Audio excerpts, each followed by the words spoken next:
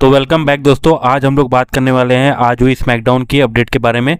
तो video start करने से पहले वीडियो को लाइक करें, सब्सक्राइब करें और बेल आइकन दबाना ना भूलें। तो स्मैकडाउन की शुरुआत हमें रिंग जनरल गुंथर और कोडी रोड्स के मैच से देखने को मिलती है। तो इस मैच में जब कोडी रोड्स गुंथर को पिन कर रहे होते हैं तभी गुंथर का पैर रोप पे हो रहा होता है और सैमी ज़ेन उस पर पिन नहीं करते हैं। तो इस बात से कोडी रोड्स को काफ़ी ज़्यादा गुस्सा आ जाता है और वो सैमी ज़ेन से बहस करने लगते हैं और उन्हें एक तमाचा भी जड़ देते हैं।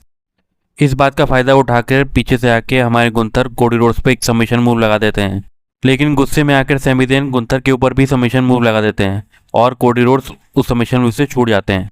इससे गुंथर काफ़ी ज़्यादा फ्रस्ट्रेट हो जाते हैं और वो भी सैमी ज़ेन के ऊपर थप्पड़ लगा देते हैं और वो सैमी ज़ेन को रिंग के बाहर फेंक देते हैं।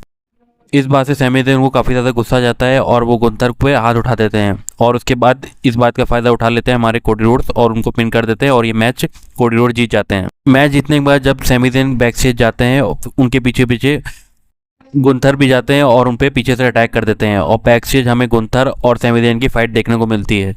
और उसके बाद गुंथर हमारे निक ऑल्डिस से बहस करने लगते हैं कि उनके साथ बेईमानी हुई है और उन्हें अभी अपना रीमैच चाहिए। उसके बाद हमारे कोडी रोड्स रिंग के बीचों बीच खड़े होते हैं और वो माइक पकड़ के कहते हैं कि ठीक है, अगर तुम्हें अपना रीमैच चाहिए तो तुम अभी इसी वक्त अपना रीमैच ले सकते हो। इसके बाद हमें फिर से गुंथर और कोडी रोड्स का मैच स्टार्ट देखने को मिलता है और लेकिन इस मैच में हमें फिर से सैमी ज़ेन की इंटरफेरेंस देखने को मिलती है और वो आके गुंथर के ऊपर हुल ओवर किक लगा देते हैं और ये मैच हमें डिस्क्वालिफिकेशन के जरिए ख़त्म होते हुए दिखता है। और इसके बाद हमें सैमी ज़ेन रेफरी पर भी हाथ उठाते हुए दिखते हैं और उसके बाद वो चैंपियनशिप लेके कोडी रोड्स पे भी अटैक कर देते हैं। इसके बाद हमें कोडी रोड्स और निक ऑल्डिस का बैक स्टेज सेगमेंट देखने को मिलता है जहां पर कोडी रोड्स कहते हैं कि उन्हें नाइट ऑफ चैंपियन में ट्रिपल थ्रेट मैच चाहिए और यही इस चीज़ का सोल्यूशन है। तो निक ऑल्डिस इस मैच को अनाउंस करने के लिए तैयार हो जाते हैं। तो नाइट ऑफ चैंपियन में हमें ट्रिपल थ्रेट मैच देखने को मिलेगा, वो भी Cody Rhodes versus Sami Zayn और गुंथर के बीच में। इसके बाद हमें सोलो सिकोआ और जेकब फाटू का बैक स्टेज सेगमेंट देखने को मिलता है जहां पर सोलो सिकोआ जेकब फाटू से कहते हैं कि तुम स्मैकडाउन में क्या कर रहे हो, तुम्हें तो रॉ में होना चाहिए। तो इस बात का जवाब देते हुए जेकब फाटू कहते हैं कि वो सिर्फ और सिर्फ रोमन रेंज का ऑर्डर फॉलो कर रहे हैं और रोमन रेंज ने सोलो सिकोआ के लिए एक बात कही है और उनका कहना ये था कि आज जो जे उसो का मैच होने वाला है तुम उस मैच में इंटरफेरेंस नहीं करोगे। और जेकब फाटू कहते हैं कि तुम्हें रोमन रेंज से मिलना चाहिए और तुम्हें उनकी ब्लड लाइन ज्वाइन करनी चाहिए, लेकिन सोलो सिकोआ जेकब फाटू की बातों पर कोई ध्यान नहीं देते हैं।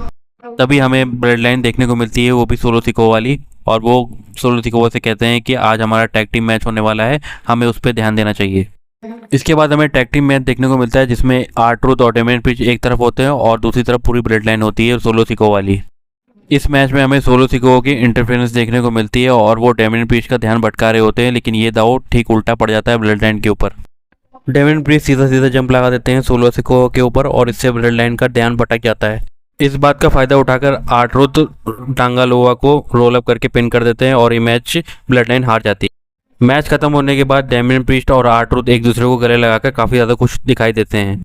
वहीं दूसरी तरफ ब्लड लाइन और सोलो सिकोआ के बीच में हमें नोकझोंक देखने को भी मिलती है। इसके बाद हमें कार्मेलो हाइस की एंट्री देखने को मिलती है और उनका मैच नंबर 1 कंटेंडर के लिए होता है रिकी सेंट के साथ। इस मैच में हमें कार्मेलो हाइस की हार देखने को मिलती है और नंबर 1 कंटेंडर बन गए हैं रिकी सेंट। अब वो अगले हफ्ते पेंटा को चैलेंज करने वाले हैं। इसके बाद हमें आर-ट्रूथ और फिन बेलर का बैक स्टेज सेगमेंट देखने को मिलता है।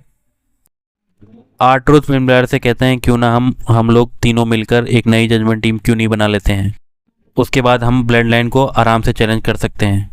इसके बाद हमें जे उसो और जीवॉन एवेंस का मैच देखने को मिलता है और ये मैच काफ़ी ज़्यादा धमाकेदार होता है। इस मैच के विनर हमारे जे उसो निकल के आते हैं और अब आने वाले टाइम में जो नाइट ऑफ चैंपियन में होने वाला है उसमें वो ओबा फेमी को चैलेंज करने वाले हैं। इसके बाद हमें टिफनी और चेल्सी ग्रीन का बैक स्टेज सेगमेंट देखने को मिलता है जहां पर टिफनी साफ साफ क्लियर कर देती हैं कि अब हमें अलग हो जाना चाहिए। मुझे पता है तुमने मेरी काफ़ी ज़्यादा हेल्प की है, लेकिन अब मुझे तुम्हारी हेल्प की ज़रूरत नहीं है, मैं सब कुछ अकेले हैंडल कर सकती हूँ।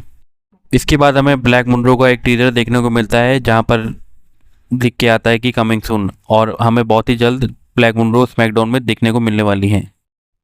इसके बाद हमें फिर से सोलो सिकोआ और जेकब फाटू का बैक स्टेज सेगमेंट देखने को मिलता है जहां पर सोलो सिकोआ काफ़ी ज़्यादा गुस्से में होते हैं और वो कहते हैं कि मेरी जो टीम है आज टैग टीम मैच आ रही है वो सिर्फ और सिर्फ तुम्हारी वजह से आ रही है। और उसके बाद सोलो सिकोआ रोमन रेंज को धमकी भी देते हैं, कहते हैं कि अगर उसने स्मैकडाउन में आना बंद नहीं किया तो मैं रॉ में आके उसके मैच में इंटरफेरेंस करना शुरू कर दूंगा। इसके बाद हमें जे उसो और कोडी रोड्स का बैक स्टेज सेगमेंट देखने को मिलता है कोडी रोड्स कहते हैं कि मुझे पता है तुमने आज का मैच जीत लिया है, लेकिन ओबा फेमी बहुत काफ़ी ज़्यादा मुश्किल टारगेट है और उसे हरा पाना इतना आसान नहीं होने वाला है तुम्हारे लिए। फिर हमें बैक स्टेज एक ब्रॉल देखने को मिलती है जहाँ पर जेड कारगिल की टीम शार्लेट फ्लेयर पर अटैक कर देती है और उनका लेग इंजर्ड हो जाता है। ये सारी मिली भगत होती है जेड कारगिल और लिम मॉर्गन की, ताकि शार्लेट फ्लेयर इंजर्ड हो जाए और वो मैच में कंप्लीट ना कर पाएँ। लेकिन शार्लेट फ्लेयर फिर भी आती हैं मैच लड़ने के लिए मेन इवेंट में लिव मॉर्गन के साथ, और वो काफ़ी ज़्यादा इंजर्ड होती हैं। वहाँ पर निकोल्टिस भी आते हैं, उन्हें समझाते हैं कि तुम्हें ये मैच अबॉर्डेट कर देना चाहिए और तुम्हें अपने हेल्थ पे ध्यान देना चाहिए, लेकिन शार्लेट फ्लेयर नहीं मानती है और फिर भी मैच लड़ती है। लेकिन लिव मॉर्गन लास्ट में जीत हासिल करके queen of the ring tournament के फाइनल में पहुँच जाती हैं। इस मैच के साथ ही आज की स्मैकडाउन यहीं पर एंड हो जाती है। तो दोस्तों आज की वीडियो यहीं तक थी, तो वीडियो को लाइक करें, सब्सक्राइब करें और बेल आइकन दबाना ना भूलें। Thank you.